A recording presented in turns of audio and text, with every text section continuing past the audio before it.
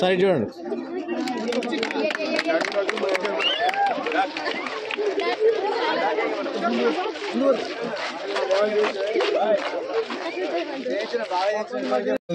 అబద్ధం పడతానని తెలియదు అన్ననే లేదు. నేను భగవంతుని విశ్వాసం అవుతుంది, నేను అనలేదు. నువ్వు అట్లా చెప్తే నేనేం చేస్తా? ఏ మార్పు లేదు, 10 ఏళ్ళలో పెద్ద గొప్ప మార్పు ఉందని అన్న. నీకు ఉల్టా ఎత్తినట్టు ఏ కార్లో కూడా చెప్తున్నా. సరే అట్లా సరే, ఏది ఏమైనా ఒకప్పుడు దుమాల ఏ విధంగా నిర్బంధం ఉంటుండే, దాని తర్వాత స్వేచ్ఛ వచ్చిందో, ఇలా తెలంగాణ రాష్ట్రంలో మంత్రి వస్తే చెప్పిన నేను చెప్పేసి నాకు పర్లేదు. మాకు చాలా మంది ఆడబిడ్డలు నారాజు చేసిర్లే, కానీ ఇప్పుడు డిబేట్ కాదు కదా. నువ్వు నేను ఊరికేది మరి నేను చెప్పిన స్పీకింగ్ నాకు తెలుసు, నాకు చెప్పిన రిక్వెస్ట్ చేసేసుకోండి ఊరికి. ప్రతి ఈరోజు ఈ కార్యక్రమం లోపల మీకు తెలుసు, గతం లోపల మంత్రి వస్తే పోలీసు వాళ్ళు వచ్చి చుట్టూ అరెస్ట్ చేసే పరిస్థితి ఉంది. అలా నేను చెప్తా ఉన్నా, ఎవరైనా ఏ పార్టీలైనా మాకు వచ్చి విజ్ఞాపన పత్రం ఇచ్చే సమస్య మీద అటువంటి స్వేచ్ఛా వాతావరణం గల ప్రభుత్వం కాంగ్రెస్ ప్రభుత్వం వచ్చిందని చెప్తా ఉన్నా. గతం లోపల దుమాలకు పోలీస్ జీప్ వస్తే ఎవరి యువకులు ఈ ఊర్లో ఉండేటువంటి పరిస్థితి కాదు. దాని తదుపరి నేను మాట్లాడుతున్నాను. నాకంటే నీకు దుబాయ్కి ఎన్నిసార్లు వచ్చినా ఎంపీగా, ఎన్నిసార్లు వచ్చినా.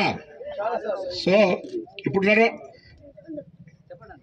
మమ్మల్ని వాటి చిన్న కట్టెతోడు గెలిగితే, పెద్ద కట్టెతోడు గెలిగితే మంచి ప్రజాస్వామ్యంలో ఎవరు మాట్లాడుకోవాలి. అన్నయ్య అన్నట్టు మాట్లాడితే నేను కూడా కిందికి వచ్చినాం. ఇలా అభివృద్ధి నిరంతర ప్రక్రియ, పార్టీలు మారుతాయి, వ్యక్తులు మారుతాయి. ప్రజాస్వామ్యానికి విలువలు ఉండాలి. ప్రజాస్వామ్యం ప్రకారంగా బాధ్యత కలిగినటువంటి వాళ్ళు బాధ్యతగా వ్యవహారం చేస్తే ఎవరు కూడా ఎక్కడ ఇబ్బంది ఉండదు. తప్పకుండా కాంగ్రెస్ పార్టీ ఈరోజు ప్రజాస్వామ్యానికి విలువనిచ్చే పార్టీగా మేము అధికారంలోకి రాగానే ముళ్ళ కంచెలు తొలగించి దాన్ని ప్రజావాణిగా మార్పాటు చేసినటువంటి ఘనత కాంగ్రెస్ పార్టీది. ఇవాళ కూడా 1,05,00,000 అప్లికేషన్ తీసుకున్నాం. ఎక్కడ కూడా ఇంకొక రూపాయి ఖర్చు కానీ ఎవరికి ఎక్కడ కూడా చిన్న ఇబ్బంది లేకుండా చేసినాం. గతంలో బీసీ బంధు పేరు మీద, ఇతర బంధు మీద అప్లికేషన్ పెట్టడానికి ఒక్కొక్కరికి ఎంత ఖర్చు అయిందే? ఖర్చు 150, 200, 300 రూపాయల ఖర్చు అవుతుండే. ఇవాళ రూపాయి ఖర్చు లేకుండా నిన్ను అడిగితే నేను కూర్చొని నువ్వు మాట్లాడు, నేనేమలే. నువ్వు మాట్లాడడం ఏమలే. నువ్వు కేసీఆర్ అంటే ఊరుకోలేదా? కేసీఆర్ నువ్వు ఏదంటే నీకు ఇష్టం డాన్స్ మీకు ఎందుకో, కానీ డోంట్ ఆర్గ్యూ.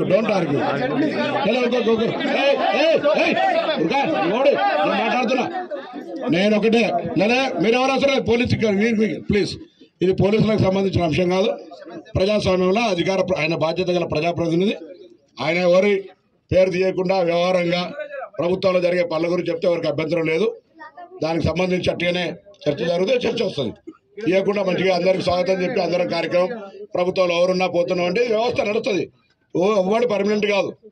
కానీ దిగిపోగానే అసహనంగా బట్టలు ఇస్తా ఓడుకుంటాడు.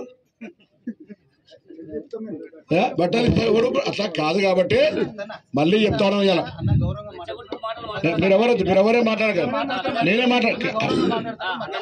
నేనే నా లంచా నాతో 20,000 పెరిగిన వాళ్ళే వేదిక మీద ఉన్న వాళ్ళు తను ఒక్కరు కొత్త కావచ్చు కానీ వేదిక మీద ఉన్న వాళ్ళు ఎవ్వరు కూడా నాకు కొత్త కాదు అందరం కూడా ఒక కుటుంబాలు పెరిగిన వాళ్ళు ఇక్కడ ఉన్నటువంటి అక్క చెల్లెల అన్నదమ్ములు ధూమాలకు సంబంధించి నాకున్నంత సంబంధం నాకున్న వ్యవస్థ బరాబర్గా ఉంది ఇక్కడ అందరం కూడా నేను ఎవరితో ఏమంటే నేను మీ బిడ్డను మీతో కలిసి పెరిగినోని ఇలా మంత్రి వచ్చిన మార్పులు జరుగుతూ ఉన్నాయి తప్పకుండా ప్రభుత్వంలో నేను చెప్పే ఉద్దేశం అది ప్రభుత్వంలో మీరు ఫస్ట్ ఎక్కడైనా పోయి కాగితం ఇచ్చేటువంటి పరిస్థితి వాతావరణం ఏర్పడాలి ఆ పరిస్థితి నా దగ్గర ఉంది వాతావరణం చెప్పే ప్రయత్నం చేస్తా ఉన్నాను ఇది చెప్పాక వేరే